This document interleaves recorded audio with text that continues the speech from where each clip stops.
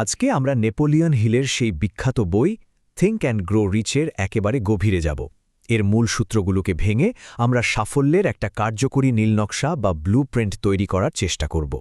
এই শক্তিশালী কথাটা দিয়েই আমাদের আজকের আলোচনা শুরু করা যাক। এর মানে কি? মানেটা হলো যে কোনো বড় অর্জনের শুরুটা কিন্তু আমাদের চিন্তা থেকেই হয়। প্রথমে সেটা আমাদের মনে একটা ধারণা হিসেবে জন্মায়, আর তারপর ধীরে ধীরে বাস্তবে রূপ নেয়। আমাদের এই পুরো যাত্রাকে আমরা কয়েকটা সহজ ধাপে ভাগ করে নিয়েছি। প্রথমে আমরা ভিত্তিটা দেখব, মানে মনের শক্তি। তারপর একজন স্থপতির মতো করে একটা পরিকল্পনা বানাবো। এরপর নির্মাতা হিসেবে সেই পরিকল্পনাকে কাজে লাগাবো। চতুর্থ ধাপে অভিভাবকের মতো করে ভয়কে জয় করব। আর সবশেষে এই সবকিছুর চূড়ান্ত সূত্রটা কি তা জানব। তাহলে আর দেরি কেন? চলুন সাফল্যের নীলনকশার প্রথম এবং সবচেয়ে গুরুত্বপূর্ণ ধাপে আমরা ঢুকে পড়ি, আর সেটা হলো আমাদের ভেতরের জগৎটাকে নিয়ন্ত্রণ করা। বইটার একদম মূল ধারণাটাই হলো এটা, আমাদের মাথায় যে চিন্তাগুলো সবচেয়ে বেশি ঘোরে, মানে আমাদের প্রভাবশালী চিন্তাগুলোই কিন্তু আমাদের জীবন আর ভাগ্যকে তৈরি করে। যা আমরা ক্রমাগত ভাবি, সেটাই একসময় আমাদের বাস্তবতা হয়ে ওঠে। আর এই চিন্তাকে বাস্তবে রূপ দেওয়ার প্রক্রিয়ার প্রথম এবং প্রধান চালিকা শক্তিটাই হল ইচ্ছা। এটা কিন্তু কোনো সাধারণ আশা বা আকাঙ্ক্ষা নয়, এটা হলো একটা তীব্র জ্বলন্ত আবেগ যা আমাদের অর্জনের পুরো প্রক্রিয়াটা শুরু করে দেয়। এখন এই স্লাইডটা কিন্তু খুবই গুরুত্বপূর্ণ। দেখুন, হিল একটা অস্পষ্ট ইচ্ছাকে কিভাবে একটা নক্ষর জ্বলন্ত ইচ্ছায় পরিণত করা যায় তার জন্য এই 6টা ধাপের কথা বলেছেন। এখানে শুধু আমি ধনী হতে চাই বললে কিন্তু হবে না। লক্ষ্যটাকে একদম নির্দিষ্ট করতে হবে, তার জন্য কি ত্যাগ করতে প্রস্তুত তা ঠিক করতে হবে, একটা ডেডলাইন সেট করতে হবে, আর একটা স্পষ্ট পরিকল্পনা করে প্রতিদিন সেটা নিজেকে মনে করাতে হবে। এই ধাপগুলো ঠিকঠাক অনুসরণ করতে পারলে যে কোনো লক্ষ্য অর্জন করা সম্ভব।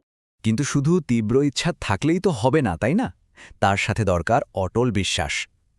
বিশ্বাসকে বলা যেতে পারে মনের সেই রসায়ন যা আমাদের ইচ্ছেকে শক্তি আর জীবন দেয়, আর আমাদের ভেতরের সমস্ত ভয় আর সন্দেহকে দূর করে দেয়। এখন প্রশ্ন হল, এই অটল বিশ্বাস কিভাবে তৈরি করা যায়? উত্তরটা হল অটো সাজেশনের মাধ্যমে। এটা অনেকটা আমাদের অবচেতন মনকে প্রোগ্রাম করার একটা কন্ট্রোল প্যানেলের মতো। এর মাধ্যমে আমরা সাফল্যের জন্য যে বিশ্বাসটা দরকার সেটাকে মনের গভীরে গেঁথে দিতে পারি। আচ্ছা, মনের ভিত্তি তো প্রস্তুত হলো। এখন সময়ে একজন স্থপতির মতো করে একটা বাস্তবসম্মত পরিকল্পনা তৈরি করার। চলুন পরের ধাপে যাওয়া যাক। নেপোলিয়ন হিল কিন্তু দুই ধরনের জ্ঞানের মধ্যে একটা স্পষ্ট পার্থক্য করেছেন। সাধারণ জ্ঞান হয়তো অনেক কিছু জানতে সাহায্য করে, কিন্তু সম্পদ অর্জনের জন্য প্রয়োজন বিশেষায়িত জ্ঞান, মানে ঠিক সেই দক্ষতা যা সরাসরি আমাদের উদ্দেশ্য পূরণে কাজে লাগবে। আর পরিকল্পনা তৈরিতে আমাদের সবচেয়ে বড় অস্ত্র হল কল্পনা। সিনথেটিক ইম্যাজিনেশন পুরনো ধারণাকে নতুন করে সাজাতে সাহায্য করে, অনেকটা একজন ডিজের মতো যিনি পুরনো গান মিশিয়ে নতুন কিছু তৈরি করেন। আর ক্রিয়েটিভ ইম্যাজিনেশন একেবারে নতুন আর মৌলিক ধারণা তৈরি করে। এই দুটোকে ব্যবহার করেই যে কোনো ধারণাকে নক্কর পরিকল্পনায় বদলানো যায়। কিন্তু একটা দারুণ পরিকল্পনা থাকাই তো যথেষ্ট নয়, তাই না? একটা পরিকল্পনা অবশ্যই কাজে লাগাতে হবে, এমনকি যদি সেটা নিখুঁত নাও হয়। আর মনে রাখতে হবে, ব্যর্থতা মানে কিন্তু হাল ছেড়ে দেওয়া নয়। ব্যর্থতা হলো একটা সংকেত যা বলছে পরিকল্পনাটা সংশোধন করতে হবে।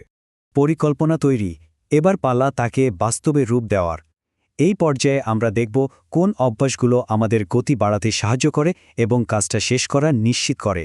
সফল আর অসফল মানুষের মধ্যে একটা বড় পার্থক্য কোথায় জানেন? সিদ্ধান্তে। ব্যর্থতার একটা প্রধান কারণই হল সিদ্ধান্তহীনতা। সফল ব্যক্তিরা খুব দ্রুত সিদ্ধান্ত নেন, আর একবার নিলে খুব সহজে সেই সিদ্ধান্ত থেকে সরে আসেন না। বেশিরভাগ মানুষ তাদের লক্ষ্যের ঠিক কাছাকাছি এসেই হাল ছেড়ে দেয়। তাই মনে রাখতে হবে, সাময়িক পরাজয় কিন্তু স্থায়ী ব্যর্থতা নয়। অধ্যবসায় হল সেই ইঞ্জিন যা শেষ পর্যন্ত আমাদের জয় এনে দেয়। আচ্ছা, একা চলার চেয়ে দলবদ্ধভাবে এগোনো কি বেশি কার্যকর? এই প্রশ্নটা আমাদের একটা খুব শক্তিশালী ধারণার দিকে নিয়ে যাচ্ছে। এর উত্তরটাই হল মাস্টারমাইন্ড নীতি। যখন দুই বা তার বেশি সমমনা মানুষ একটা নির্দিষ্ট লক্ষ্যের জন্য একসঙ্গে কাজ করে, তখন তারা একটা অদৃশ্য শক্তি তৈরি করে। এই শক্তি তাদের সম্মিলিত জ্ঞান আর দক্ষতাকে বহুগুণ বাড়িয়ে দেয়। এখন আমরা চূড়ান্ত চ্যালেঞ্জের মুখোমুখি। এবার আমাদের ভেতরের সেই শত্রুগুলোকে জয় করতে হবে, যেগুলো নীরবে আমাদের সাফল্যকে আটকে রাখে। বইটিতে 6টা মৌলিক ভয়ের কথা বলা হয়েছে, যা একজন ব্যক্তি আর তার লক্ষ্যের মধ্যে একটা অদৃশ্য দেয়াল হয়ে দাঁড়ায়। এই 6টা হল ভয়ের ভূত, যা আমাদের অবচেতন মনে বাস করে আর আমাদের আটকে রাখে। এগুলোর মধ্যে থেকে নিজের প্রধান ভয়টাকে চিহ্নিত করাই হল তা দূর করার প্রথম এবং সবচেয়ে গুরুত্বপূর্ণ পদক্ষেপ। এতক্ষণ আমরা যে ধাপগুলো নিয়ে আলোচনা করলাম সেগুলোকে এখন একটা চূড়ান্ত, সহজ এবং স্মরণীয় সূত্রে নিয়ে আসার সময় হয়েছে। আর এটাই হলো সেই চূড়ান্ত নীলনকশা। তীব্র ইচ্ছা, তার সাথে অটল বিশ্বাস, সেই অনুযায়ী সুসংগঠিত পদক্ষেপ, আর সবশেষে অদম্য অধ্যবসায়, এই 4টে উপাদানের সম্মিলিত ফলই হল সাফল্য। এই বিশ্লেষণ শেষ করার আগে একটা প্রশ্ন রইল। এই যে 6টা ভয়ের ভূতের কথা বলা হলো, সেগুলোর মধ্যে কোনটা ব্যক্তিগত অগ্রগতির পথে সবচেয়ে বড় বাধা বলে মনে হয়? উত্তরটা কিন্তু নিজেকেই খুঁজে বের করতে হবে, কারণ সেখানেই লুকিয়ে আছে সাফল্যের আসল চাবিকাঠি।